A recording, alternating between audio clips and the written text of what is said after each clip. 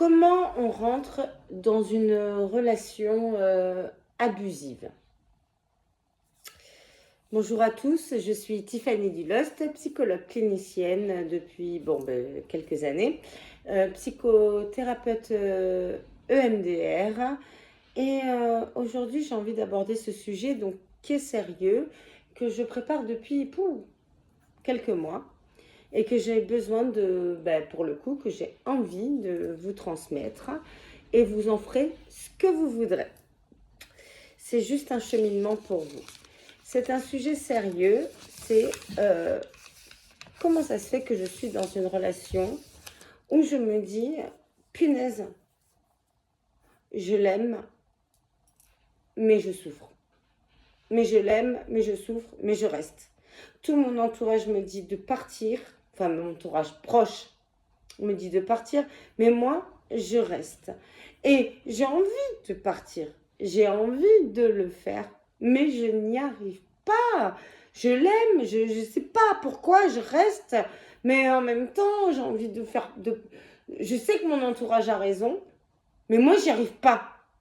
Punaise, pourquoi j'en suis là? Pourquoi j'y arrive pas? Ça m'énerve, quoi. Ça m'énerve, parce que je sais que là où je suis, c'est pas le bon endroit. Je le sais.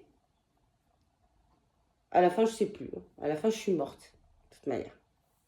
Bon, bref. Je vais vous expliquer les phases de tout ça.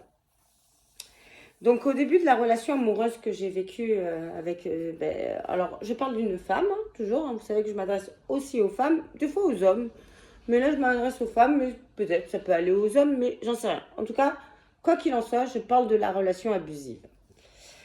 Donc, il y a une première phase qui est préparatoire.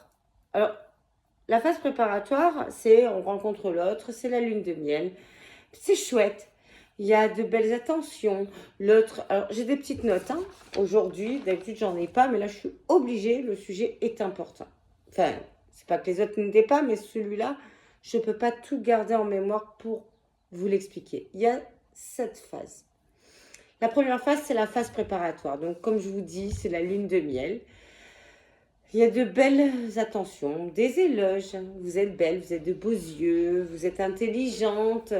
Tout ce que vous regardez à la télé est formidable. Tous vos comptes sont super. Vos musiques que vous écoutez, c'est génial. On se confie, vous êtes une super confidente. Vous êtes, je sais pas moi, belle extérieurement, mais belle intérieurement pour l'autre. Donc là, on se sent, mais rempli d'énergie positive, de croyances positives, de tout ça. D'autant plus que si on ressort d'une relation il y a quelque temps qui était néfaste, il y a quelque temps, donc pas très longtemps, mais quelque temps, parce qu'il faut au moins 2 ans pour digérer une relation néfaste. Si on ressort d'une relation de 6 mois néfaste, alors là, on a le prince charmant qui arrive et qui nous dit qu'on est formidable. Alors, jusque-là, tout va bien. Dans une relation, on va dire, avec quelqu'un de sympa, c'est très chouette. C'est très chouette. Après, c'est très chouette. Après, il y a toujours des signes avant-coureurs. Tant que c'est comme ça, c'est génial. Mais il y a toujours des red flags avant-coureurs. Dans cette phase de préparation, quand même, poser une question, les filles, c'est comment il voit ses ex, l'homme, ses ex. S'il vous dit que toutes ses ex, ce sont des connasses, dites-vous que cette phase de préparation va donner lieu qu'à la 7e phase, vous êtes une connasse. Ok? Par contre, s'il il est arrivé à faire son développement personnel et qu'il a pris du temps, que machin, etc., et qu'il parle de ses ex-compagnes d'une manière positive, c'est que, ma foi, il y a une digestion et qu'il s'est rendu compte que de ses valeurs et de ce qu'il avait envie. Ok? Donc, première phase de préparation, on est en plein éloge. Deuxième phase, pour une personne qui peut abuser de nous, c'est le test de la confiance. Alors, il peut arriver au bout de 3 mois, 6 mois, 1 an, 2 ans. Si on n'a pas vu les red flags avant, qui sont légers, ils sont très légers au début. Et un jour, il nous met à l'épreuve sur quelque chose qu'on avait décidé dans la première phase ensemble. Il nous met à l'épreuve et il fait tout l'inverse. Et il nous dit que ça, il ne le veut plus. Mais nous, on n'est pas d'accord parce que c'est quelque chose qu'on tenait en début de première phase. Et il nous dit, bah non, ça, c'est terminé. Ça, c'est terminé. Nous, on ne comprend pas, on vit la lune de miel et tout ça. Et d'un coup, c'est un peu, ça arrive comme ça, d'un coup, il me dit, mais ça, c'est terminé. Ça, ce que je t'ai dit là, alors, comment vous donner des exemples? Moi, je peux vous donner, comment vous donner des exemples? Je sais pas, moi, vous décidez, vous, en phase préparatoire, de un rythme de vie avec vos enfants, avec les devoirs et tout ça. Et puis d'un coup, il nous dit, ben ça, non, je veux plus. Ton enfant, c'est de la merde. Et moi, j'ai décidé de m'occuper de mon enfant. Et ton enfant, j'en ai plus rien à foutre. C'est un exemple, hein. Et là, on ne comprend pas. C'est quelque chose qui nous tombe dessus. Alors, c'est un exemple, hein, mais il y a plein d'autres exemples. Hein. Qu'est-ce que je peux dire? C'est, oui, j'ai envie de je sais pas moi, qu'on vive à l'étranger, qu'on profite du monde ensemble, et puis d'un coup, ben non, ben pour le coup, non, je prends un emploi en CDI ici et on pourra pas faire ce qu'on s'est dit en phase 1. D'accord? C'est un truc, pouf! C'est un peu le test de la confiance en vous, abusive, hein, d'accord, hein, on est dans une relation abusive, hein, on est d'accord. Et là, nous, on ne comprend pas, nous les victimes. Là, on est victimes hein, de ce qui se passe. On ne comprend pas. Donc on se dit, c'est pas possible, on a eu une période de déluge, de machin, avec des projets communs, et là, d'un coup, pouf, il casse un truc dans nos projets communs. Il casse un truc. Donc nous, on lui pose des questions, et lui, il met à l'épreuve. Et lui, il teste pour voir si on est loyal, si on reste. Donc, il remet en question notre contrat relationnel de départ. Et là, on rentre dans une période, nous, en tant que victimes, de confusion. De confusion. C'est le début de la confusion. Il veut savoir jusqu'où on peut aller. Et nous, on est perdus parce que nous, on est loyal. Nous, on ne comprend plus, on veut s'adapter. On veut trouver des solutions, même vers quelque chose qui nous est impossible, qui ne font pas partie de nos projets, mais presque on enlève de nos projets pour s'adapter. Lui, il nous teste. Mais, alors, on en parle autour de nous, et les autres nous disent, mais non, non, c'est parce que tu avais prévu au départ. Mais nous, on trouve des excuses, on dit oui, mais c'est parce que là, il a une belle proposition de travail, ou ouais, mais c'est parce que mon enfant, il n'a pas été chouette, donc c'est normal qu'il réagisse comme ça, et tout ça. Donc, parce que nous, ce qu'on veut, c'est revivre la première phase qu'on ne revivra jamais. Jamais, jamais, jamais. Troisième phase, on arrive, une fois qu'on a accepté, parce qu'on l'a accepté, si on l'a accepté, si. Après on peut arrêter, hein. Moi je vous conseille d'arrêter. Hein. À la deuxième phase, je vous conseille d'arrêter la relation. On est manipulé. Arrêtez. Ce n'est pas normal, ce n'est pas possible. On rejette le contrat relationnel initial. Il rejette ou elle rejette le contrat relationnel initial qui nous a permis de vivre une lune de miel. C'est à ce moment-là qu'on doit arrêter la relation avant de tomber dans l'enfer. Dans l'enfer, parce qu'après c'est l'enfer. Et quand je vous dis que c'est l'enfer, c'est l'enfer. Si on accepte la deuxième phase et qu'on ne décide pas d'arrêter, on va aller à la troisième phase obligatoirement, qui est le dénigrement et l'attaque. Leur ego à eux est fragile. Ils se nourrissent de vous. D'accord? Ils se nourrissent. Et pour se nourrir et pour être bien, ils ont besoin de vous rabaisser, de vous dire que vous valez pas grand-chose, mais que eux, ils sont meilleurs. Ils se nourrissent. Tant qu'ils peuvent dégrader votre ego, ben, tant qu'ils peuvent le faire et qu'ils sentent, parce qu'ils ont testé la deuxième phase, ils sentent qu'ils peuvent le faire, et bien pour le coup, eux, ça leur augmente leur ego. Quand vous diminuez en ego, eux, ils augmentent en ego. C'est une période de crise parce que vous n'êtes pas dupes, vous avez du caractère, vous êtes des personnes hypersensibles, empathiques, mais avec du caractère. Vous n'êtes pas des personnes faibles, hein. Vous n'êtes pas faibles, hein. N'oubliez pas ça. Hein. Donc là, vous négociez, vous criez, vous dites non, enfin, vous énervez, il y a des crises, même des fois, vous essayez de vous isoler, mais ils viennent vous embêter, vous empêcher de dormir, ou pas, ou même faire l'ignorance et vous bouder, et vous revenez, vous comprenez pas, vous voulez la première phase. Vous voulez la première phase. Mais c'est plus la première phase, parce que là, vous n'êtes plus la princesse, hein. Vous êtes celle qui dramatise tout, qui veut pas changer, qui ne les comprennent pas, qui ils utilisent tout, hein, la culpabilisation, tout ce qu'il faut pour un empathique, un hypersensible ou un TDAH, tout ce que vous voulez, peu importe. Vous êtes une personne là déjà affaiblie. Ils ont fait la deuxième phase, la troisième phase est simple. Vous commencez à prendre les dénigrements, que vous n'êtes pas bonne, que pas bonne, mais alors ça peut être physiquement, mais ça peut être psychologiquement, ça peut être que... Et vous êtes affaibli, donc vous êtes moins motrice dans la relation. Vous êtes déjà affaibli.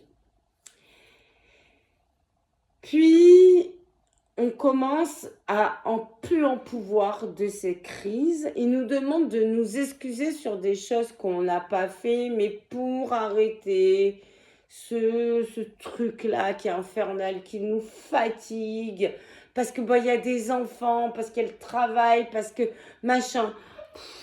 On n'en peut plus, on est fatigué. Ils nous disent de nous excuser sur des trucs qu'on n'a pas à s'excuser. On s'excuse. On s'excuse. On s'excuse. On essaie de se réadapter. On s'épuise. On ne peut plus, mais on s'excuse. Et là arrive la quatrième phase. Et là, on est dans un brouillard total. On perd complètement le discernement. C'est ce qu'on appelle l'enfumage mental. Le gaslighting. Le gaslighting. On est gaslighté, on est enfumé. On ne sait plus ce qui est bon et pas bon. On ne sait plus si ce qu'on fait c'est bien ou c'est pas bien. Alors mon conseil c'est de vous entourer d'amis s'il ne les a pas tous critiqués et tous rejetés, mais c'est peut-être rappeler des amis. C'est mon conseil pour nous aider à enlever un peu ce gaz, cet enfumage, ce brouillard. C'est mon conseil. Si on décide de faire confiance toujours à notre autre, donc notre bourreau, on est foutu. On se souvient même plus des choses. On lui dit, mais si, on s'était dit ça. Il dit, non, c'est pas vrai, t'as dit ça, tout ça. On sait plus, on est enfumé, on perçoit plus la réalité, on l'aperçoit plus, on sait plus ce qu'il en est. Il nous dit, mais si.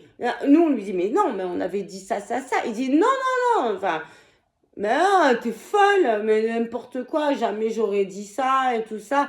Mais même avec des preuves, même quand on lui dit, mais si, regarde, même si on lui montre des preuves, il trouvera toujours le truc. Mais nous, on est tellement gaslightés, on n'en peut tellement plus, on est tellement fatigués, épuisés, en déprime. Il faut clairement dire que là, à ce moment-là, on est en déprime, on essaie de tenir pour la famille, pour le logement, pour, enfin, je sais pas moi, pour notre travail, pour tout, on prend sur nous, on prend tout sur nous, et lui nous rajoute ça. On a de temps en temps quand même des moments de bonheur partagé, histoire de bien nous gaslighter après, mais là, on est complètement dans le brouillard, on ne sait plus ce qui se passe, on est à la merci de l'autre. On est à la merci de l'autre, même si on passe des bons moments avec lui. On a l'impression de passer des bons moments avec lui, de manger un bon repas avec lui, d'aller au restaurant bien avec lui. On a l'impression de ça.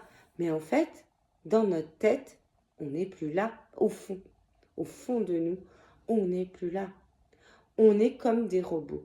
On est gaslighté. Gaslighté. Enfumé. On arrive à la 5e phase, c'est la résignation. On est vide. On veut juste être en paix. On est conscient de ce qui se passe. On se dit, je souffre, mais je l'aime. Je souffre, mais je l'aime. On va même voir 2-3 amis. On pleure. Nos amis nous secouent. Enfin, nos vrais amis. Après, il y a des faux amis. Il y a les singes volants qui nous disent pas grand-chose, qui sont juste là, juste pour nous prendre, mais bon. Il y a les singes volants autour qui sont complices de l'autre, mais bon, qui sont là, mais bon, qui servent à rien. Et il y a nos vrais amis qui nous disent, mais dégage, quoi. Mais nous, on est vide. On veut juste de la paix. On est conscient que ça va pas. On est conscient qu'on n'est pas bien, mais on y croit encore. Et on donne pour croire, pour se dire, ça peut revenir à la première étape. L'autre aime les croissants aux amandes, on va lui acheter des croissants aux amandes en faisant nos courses parce qu'on y passe dessus en se disant, au moins j'aurai la paix ce soir. L'autre prend les croissants aux amandes et se dit, ah, putain, plus je la décalque, plus j'ai des attentions. Donc il continue. L'autre, il continue. Lui, il est fier. Nous, on est là, on donne nos croissants pour avoir la paix. Juste pour avoir la paix. Et des fois, on passe à la casserole pour avoir la paix. Pas par plaisir, pour avoir la paix. 6e étape, dissolution du soi. Ben là, on est perdu. On se perd. On passe à la casserole. On n'existe plus. On est isolé du monde. On est détruite psychologiquement. C'est une torture. On a honte et on se culpabilise. On se pose toujours la question, rester, partir, rester, partir, rester, partir. Si on reste, on est mort. Si on part, c'est compliqué. Il faut avouer qu'on est faible. Parce qu'on est des personnes fortes au départ. Il faut avouer. C'est dur. Il faut demander de l'aide. C'est dur. On est isolé de tout le monde. Il nous a isolés. On est isolé, il faut demander de l'aide. Il faut dire qu'on a fait semblant d'être forte pendant ce temps-là, toutes ces années. Il faut l'avouer à tout le monde. Les gens pensaient qu'on était heureux. Il faut avouer. Les gens ne croient pas. Comment avouer? Même à notre propre famille à qui on n'a rien dit. Comment le dire? Comment l'expliquer? On a honte, une honte. Et en même temps, on est mal. On n'existe plus. Mais il faut s'en sortir. Si on ne s'en sort pas, il y a 2 solutions. Soit on s'en sort, on en parle, on décide de ne pas avoir honte, même si on a honte, on décide d'agir, vraiment d'agir, d'appeler nos amis, d'en parler à tout le monde, enfin tout le monde de notre entourage, pas tout le monde de notre entourage proche, aux sauveurs, à ceux qu'on sait qui peuvent nous sauver. On en parle, et là on peut s'en sortir et reconstruire autre chose de plus beau plus tard. Soit on reste Et là, on rentre dans une dépendance à ce genre de cycle-là. On devient dépendant, on devient addict et on peut rester toute une vie dans ça, dans la souffrance, sans jamais accéder au bonheur. Notre corps, à un moment donné, va parler, va développer des maladies à cause des émotions parasitantes qui ne vont pas être digérées, mais bloquées dans le corps, parce qu'on doit bloquer toutes nos émotions dans le corps pour pouvoir endurer ce genre de cycle-là. Et nos organes vont être parasités par des émotions hyper négatives et on va développer des maladies graves qui nous amènent à notre mort et à notre destruction psychologique.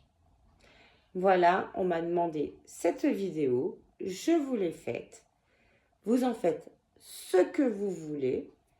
C'est à vous de voir. Vous avez vu les étapes. J'espère que vous n'irez pas à la dernière étape, parce que la dernière étape peut amener au suicide, je vous le dis. Ce n'est pas du tout une solution et vous en serez responsable. Par contre, essayez maintenant dans une relation de voir quelles sont vos étapes et comment vous pouvez vous en sortir. Si vous débutez une relation, à la deuxième étape, fuyez. C'est mon conseil. Je vous laisse réfléchir à tout ça. Je vous demande si vous pouvez, ça me ferait plaisir, de liker, de vous abonner. De commenter, bien évidemment, de partager. Cette vidéo a été compliquée pour moi à vous fournir parce qu'il y a plein de choses. Je ne sais pas si j'ai bien tout dit, mais en même temps, je voulais vous transmettre ça. C'est pour mes abonnés qui m'ont demandé depuis longtemps de leur expliquer pourquoi on reste dans une relation toxique. Maintenant, vous le savez. Voilà, je vous embrasse fort. Je fais des gros bisous. Bisous. Bisous.